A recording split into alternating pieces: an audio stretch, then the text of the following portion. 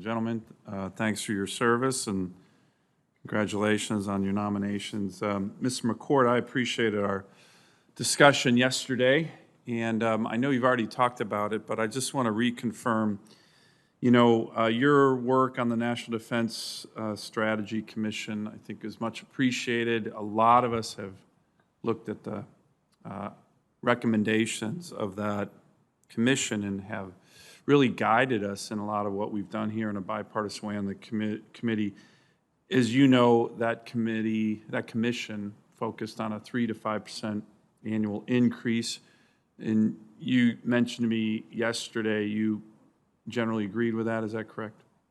That's correct. That the commission felt, and I was part of that was the appropriate range for the Mattis strategy. Well, I certainly hope that if confirmed, and I think it's very likely you will be, that you can continue to press for that within the building, within the administration. I worry. I know a number of us worry. The Biden administration has a lot of internal and external forces that want to dramatically cut defense spending. And I think it's not the time, it's not the place, it won't help our country. Going back to the last term of Obama, Biden, when defense spending was slashed by 25%, what do you think happened to readiness during that time? Senator, as you recall, readiness took a severe hit when the sequester was imposed. It took the services years to sort of dig out of that $30+ billion that we had to cut in just 6 months, and the whole era of Budget Control Act sort of constraints of, is the budget going to be up here? If sequester isn't changed, it's going to be down here, and then it would get negotiated in 2-year increments up to some number in between was a very suboptimal way to budget. So I think it's good to just, if you can commit to this committee to be a voice on that. You and I talked about this. I often give this book. I'm going to provide it to you here today. We talked about it. This is a book by an Army officer called T.R. Fehrenbach, This Kind of War. Most of the senior military uniform leaders in the Pentagon will have read it. It's a cautionary tale about what happens when you dramatically cut defense spending. This time, in terms of the Korean War, and thousands of young Americans were killed because we couldn't stop a third world peasant army in 1950, the North Korean army, because we weren't ready. And I think I'd like you to have the book, take a look at it, but it's required reading in most services, and it talks about what happens when we're not ready. It's not just airplanes can't fly, it's young Americans die, and we can never let that happen again. The Army talks about never again having what was called Task Force Smith. That was the first unit that went to Korea, and they were pretty much destroyed. Let me ask real quick again on the Arctic.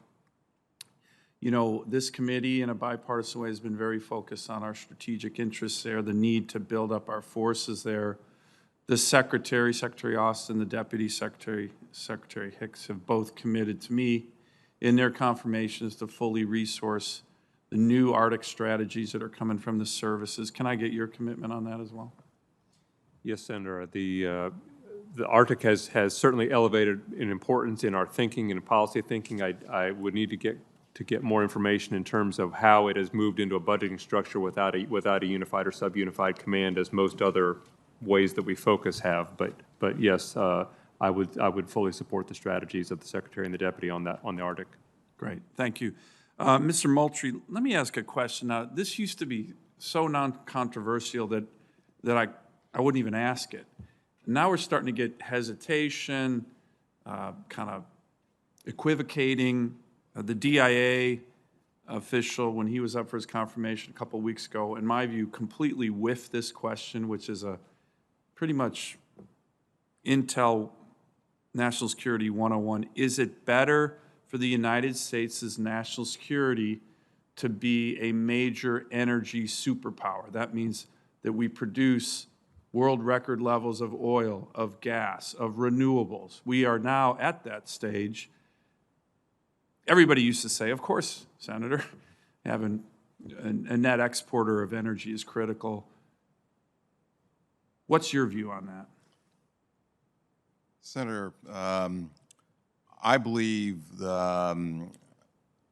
if the United States can lower its dependence in almost any area, then we are a more secure nation. So I may have rephrased your statement somewhat. Good rephrasing, I would say. But that's the way I would look at it. We need to lower our dependencies across a number of areas and vectors. Say Russian oil. Lower dependency of Russian oil, is that a good thing? I don't know what the ratio is today, but I would just say in general, reducing dependencies as much as possible is important for our nation. Thank you. Thank you, Mr. Chairman.